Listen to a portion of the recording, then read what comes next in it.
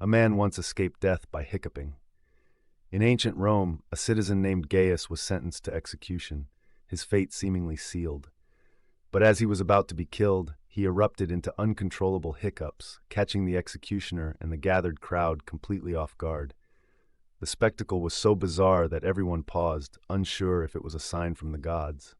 In Roman culture, omens, especially strange bodily reactions, were taken seriously and could change the course of a person's life in an instant.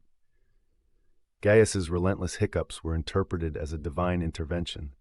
The execution was halted while priests were summoned to interpret the meaning. The crowd buzzed with speculation, wondering if the gods were expressing disapproval.